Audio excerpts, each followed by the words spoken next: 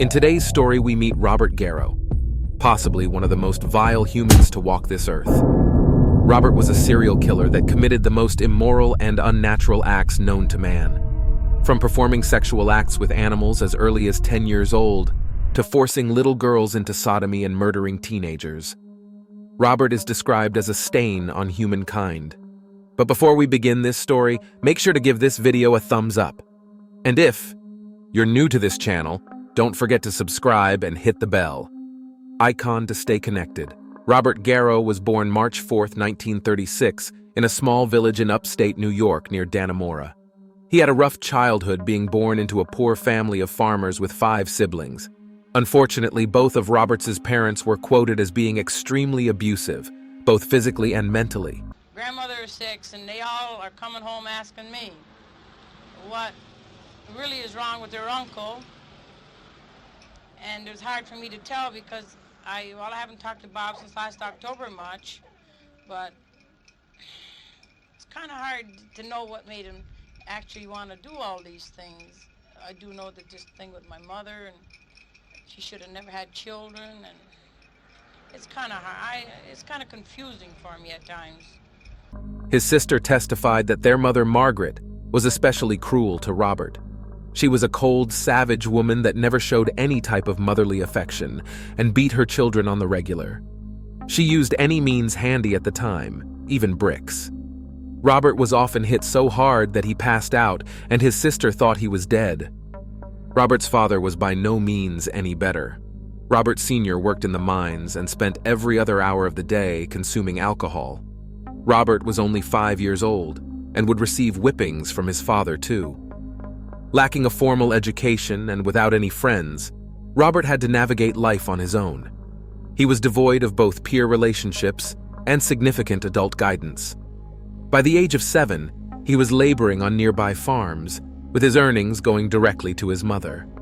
My father handed him over to a local farmer in Mariah, where he toiled until about the age of 15. His sister Florence later recounted in court. Many believe that due to Robert's isolation and lack of human interaction led to his bestiality. As early as 10 years old, Robert would have intercourse with farm animals. This continued for years, and even on other farms he worked on as a young adult. Perhaps animals were the only kind thing in Robert's life, and this created confusion at such a pivotal age. When Robert was 15, he spent a year in a reform school because he punched his father in the face. After that, he signed up for the Air Force.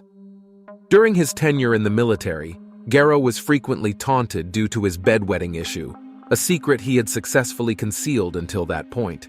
His situation worsened when he stole funds from an Air Force officer. This led to a court-martial, resulting in a 6-month confinement in a Florida military jail. Though he briefly managed to elude custody, he was soon recaptured and given an additional year's sentence in a Georgia military facility. By the end of his military service, which spanned nearly 2 years, he had been incarcerated for the majority of the time. Upon his release, Garrow relocated to upstate New York. Despite taking on various roles, he struggled to secure consistent work. In June 1957, he tied the knot with Edith, a local from Lowville, situated roughly 20 miles from Watertown. This union marked his first intimate experience with a woman. The couple soon settled in Albany and had a son. Garrow secured employment at a fast food outlet. However, it wasn't long before he faced arrest for breaking into his own place of work. In 1961, at the age of 25, he found himself in custody for the rape of a young teenage girl, having previously incapacitated her boyfriend using a pellet gun. They're manning the dozen or so roadblocks here in the Speculator area, searching for 38-year-old Robert Garrow. He's wanted in connection with a stabbing death Sunday of 18-year-old Philip Dembrowski. Following a court proceeding, he was handed a sentence of 10 to 20 years and was transferred to Clinton State Prison, infamously referred to as Dannemora, a facility notorious for housing New York's most hardened criminals. He served nearly 8 years behind bars. Upon his release in 1968, Garrow led a subdued life, finding employment at a bakery and striving to keep a low profile. However, in 1972, he was taken into custody once more in Syracuse, New York, on allegations of illegal confinement and drug-related offenses.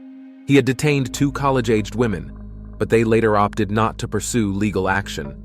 During this period, Robert allegedly had relations with a homosexual man, but that relationship was, of course, abusive and did not last long.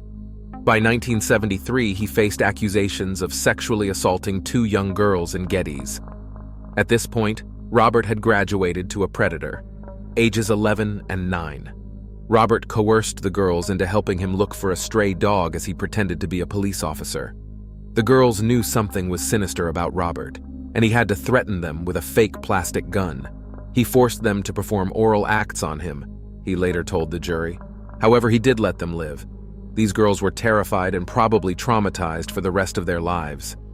After securing bail, Garrow vanished, failing to appear for his court hearing. In the early hours of July 29, 1973, in the Adirondacks near Wells, New York, 4 friends, Phil Domblowski, Carol Ann Malinowski, David Freeman, and Nick Fiorello, sought the embrace of nature. Their shared love for the wilderness led them to pitch tents along the secluded old Route 8. As Garrow neared the campsite driving by, the sight of 2 tents, innocently pitched close to the road, caught his predatory gaze. If you noted before, we were on the other side of this creek, up on Old B, and we were tight there. So he slipped this way on us, but now we're tight here, but we still have our perimeters up. Parking the car, he took a final gulp of his coffee, its bitterness mirroring his soul. With a .30 caliber rifle in tow, he stealthily approached the unsuspecting campers. Inside one tent, he found Carol Ann and David, their vulnerability evident. Garrow's voice, cold and detached, recounted at his subsequent trial, "They were defenseless. I demanded gasoline, brandishing my rifle as persuasion." Soon, all 4 friends were under his control, their pleas for mercy falling on deaf ears. One by one, he bound the terrified campers to trees, ensuring they remained isolated. Their desperate cries seemed to fade into the forest, but Domblowski's spirit remained unbroken. In a sinister twist, Garrow discarded his rifle, drawing forth a knife that gleamed menacingly under the canopy. With swift brutality, he unleashed his rage upon Domblowski, leaving behind a scene of unspeakable horror. Seizing a fleeting opportunity, the 2 male campers broke free, their footsteps a desperate race against time. Garrow, sensing the impending danger, vanished into the dense foliage. A frantic search ensued, with locals joining the hunt. The grim discovery of Domblowski's lifeless form, still bound and surrounded by evidence of the heinous act, sent shockwaves through the community. The discarded knife bore Garrow's unmistakable fingerprints. And they will, when they reach a point when they can no longer practically flop over the middles, we will mark that point, continue on up the creek for a point 2 miles above, which is marked by a camp. Then the details, when hitting that point, will travel towards each other. He vanished into the wilderness, marking the beginning of a manhunt. Adirondack Park, a wilderness that, while lesser known than Yellowstone, spans a staggering 3 times its size. This vast reserve stretches over nearly 6 million acres, dwarfing states like Connecticut and Rhode Island. Garrow fled on foot, evading pursuing officers who struggled with the thick undergrowth.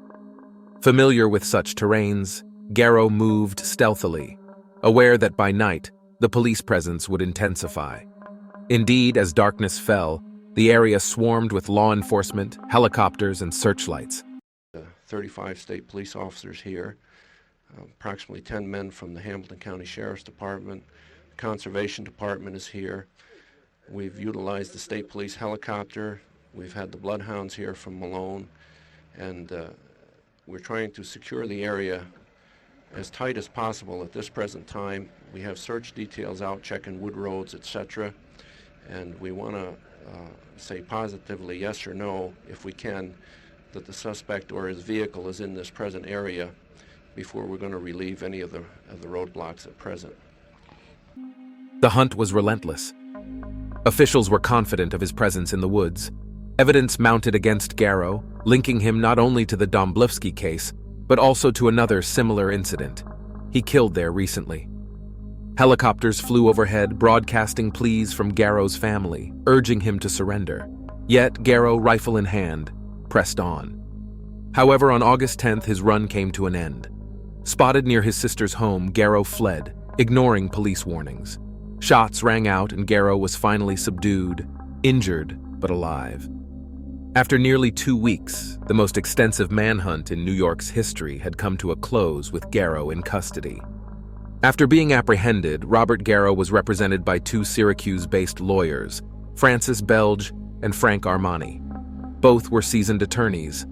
Garrow, proving to be a challenging client, often seemed evasive and would conveniently claim memory lapses when questioned about critical events. Garrow's name was already linked to several unsolved crimes.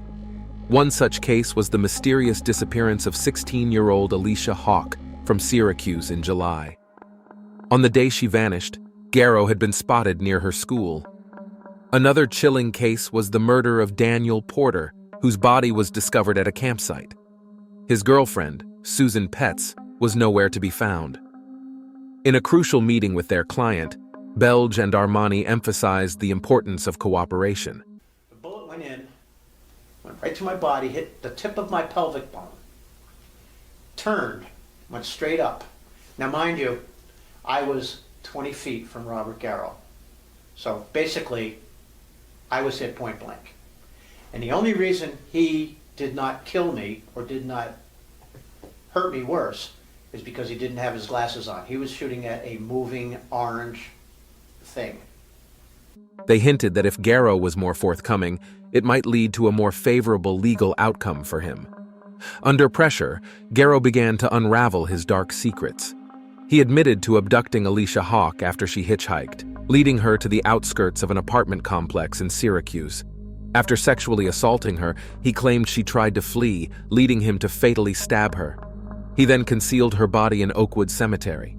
He also confessed to a violent altercation with Daniel Porter, which resulted in Porter's death. Garrow then kidnapped Susan Petz, holding her captive for several days. When she tried to escape, a struggle ensued and she was killed. Her body, he revealed, was discarded in a mine shaft near Mineville. To validate Garrow's chilling confessions, the attorneys decided to personally visit the locations he detailed. I was shot by Robert Garrow, a quote-unquote certified paralyzed individual, certified by the doctors of the Department of Correction of the Albany Medical Center. This guy was paralyzed. How did he shoot me? How did he lift himself up? Why? Nobody could answer me. In Mineville, after hours of searching, they discovered the remains of Susan Petz in a mine shaft, confirming Garrow's account. In Syracuse, using a map Garrow sketched for them, they eventually found the decomposed remains of Alicia Hawke, hidden behind a shed in Oakwood Cemetery. On June 27, 1974, after both sides had presented their arguments, Judge Marthin provided the jury with their instructions. He emphasized that if they believed Garrow was mentally sound at the time of his actions and understood the gravity and wrongness of his deeds, they should find him guilty of murder. This was the typical guidance for a not guilty by reason of insanity verdict. While Garrow's actions painted a picture of a deeply disturbed man, his defense failed to prove that he was unaware that taking a life was morally wrong. His actions, such as fleeing from the police and hiding the bodies, suggested he was fully aware of the consequences. Moreover, his own testimony revealed prior killings and an expectation of imprisonment. These actions and admissions all pointed towards a man conscious of his wrongdoings. After a mere 2 hours of discussion, the jury, consisting of 7 men and 5 women, delivered their decision. By 6:22 p.m. that evening, the jury declared Garrow guilty of first-degree murder. On July 1st, Garrow faced his sentencing, 25 years to life imprisonment. Expressing remorse, he simply stated, "I'm sorry it happened." He was then transferred to Clinton Prison, located near the Canadian border in Dannemora. A report from Dr. Frank Dick, dated February 21, 1974, indicated that Garrow's inability to walk was likely exaggerated and that the gunshot wound to his back was superficial. During the initial years of his imprisonment, Garrow was held at Dannemora and Auburn Prison. At both places, he alleged mistreatment, and claimed he was a target of police brutality by the New York State Police. He also maintained that he was partially paralyzed due to gunshot wounds from his 1973 capture. Interviewing witnesses to this crime, and as a result of the interview of witnesses, we came up with a positive identification that I'll be glad to distribute to you, to be used, we hope, in an aid to apprehending this subject. At this point. That's right. Thanks, Major. On September 8, 1978, Garrow, housed in the elderly and handicapped section, devised an escape plan. Using a makeshift dummy in his cell bed and armed with a .32 caliber handgun, he walked out of his cell.